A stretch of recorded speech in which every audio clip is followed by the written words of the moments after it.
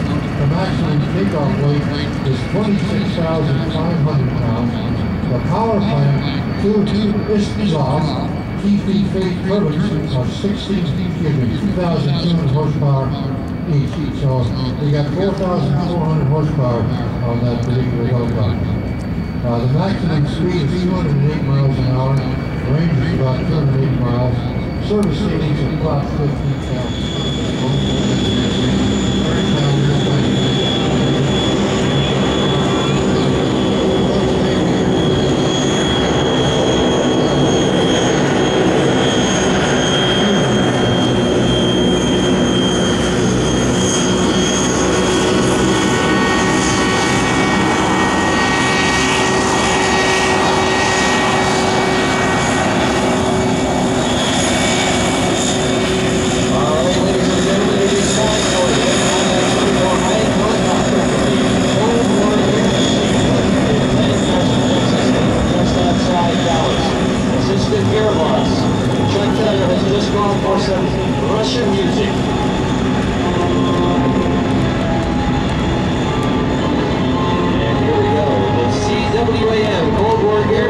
Specializes in former Soviet Union aircraft and currently has about 15 aircraft on display. The museum has purchased most of its inventory from former Eastern Bloc countries and is in the process of restoring all of these aircraft in flyable condition.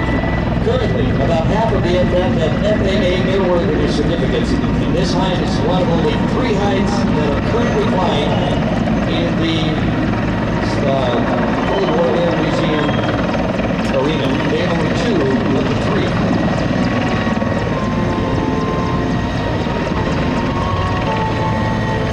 Now the Hind helicopter is a large attack helicopter designed and developed in the 1960s by the former Soviet Union and was put into production in 1972. The aircraft we see today was built in 1981 and comes from Bulgaria. Nice film for that. You'll notice on the main rotor blades how they kind of go up at the tip. We call that coning. Now we're going to see a little side slip, a little sideways flight. The things that helicopters can do that airplanes really can't. As they make that maneuver, you'll see the blade actually tilt to the left. But the aircraft hanging below that just kind of follows along. During the early 1970s, the attack helicopter for the U.S. was the AH-1 Cobra, which weighed in at about 10,000 pounds. The Hind weighs in at over 26,000 pounds. So why does it weigh so much? A large part of the reason is the Soviet design philosophy. They like big things. High performance on this vertical, and the shoulders, and push it over at the back.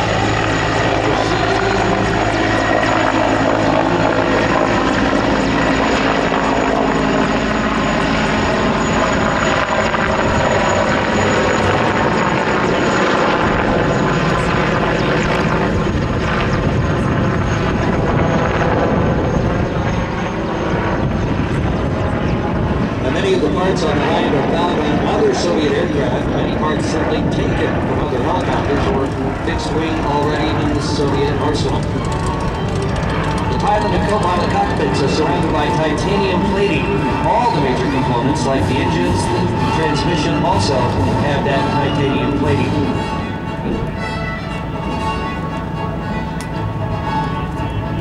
Both front windscreens are extremely thick, bulletproof glass that can protect the crew from up to 50 caliber rounds. Both pilots in the Hind are volunteers for the museum. Pete Stuka-Kaz is at the controls today. Pete retired as a lieutenant colonel in the Marine Corps, where he flew Cobras. And here's a high-speed pass from the Mi-24 Hind.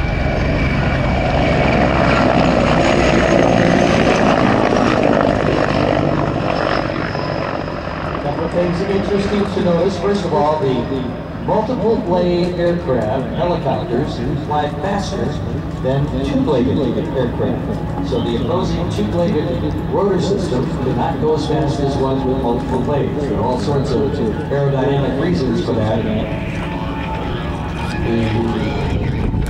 The retreating blade stall being the primary concern, but that is not a factor with multiple blade systems. And if you look at the rotor from this vantage point, it's going clockwise to the right. Well, in America, the rotors go to the left. They go counterclockwise when you're looking down. All right, get your cameras ready, folks. It looks like we're going to have a Mi-24 Hind scraping pass.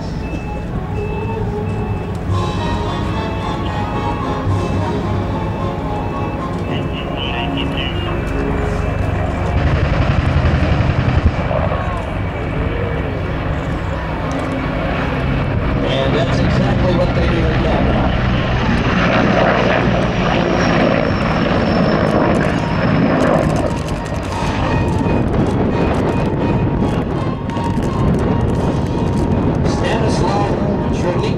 Is the gunner today. Stan, the man, hails from the Czech Republic and has been in the U.S. for over 5 years now.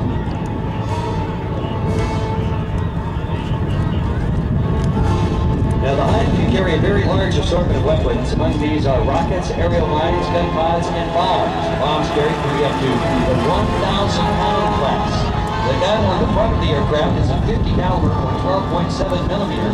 Fires at a rate of 4,500 rounds a minute. The gunner can fire this weapon 90 degrees either side of center line ammunition, but the NATO weapons could not use the Russian ammunition. The Hind also carries up to 4 anti-tank, guided missiles on the outboard wing stations.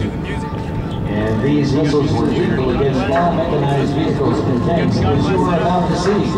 Now we have a missile/rocket pass of the Mi-24 Hind.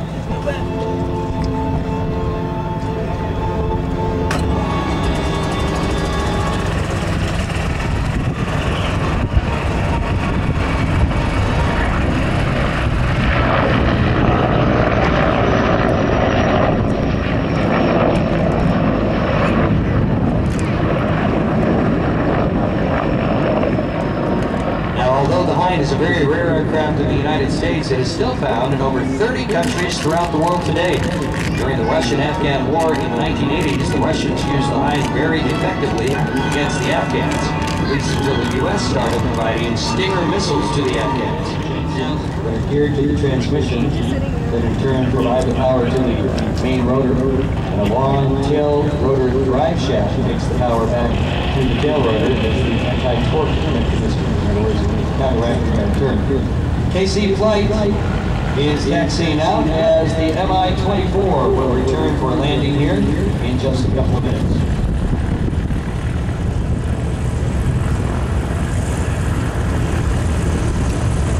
Are you recording it?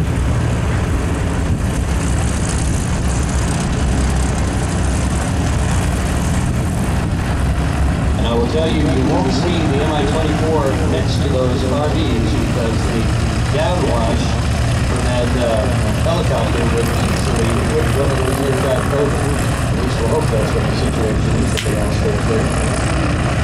Being just that little blue shot, ground would be in the 70-knot range. As it hits the ground, hurricane force winds.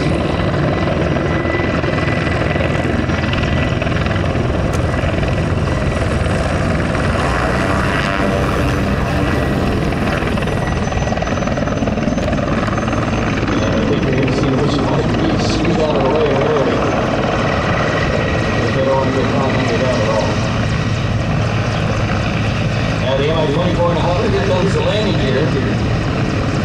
Some helicopters have wheels, some have wheels that retract, others only have skids.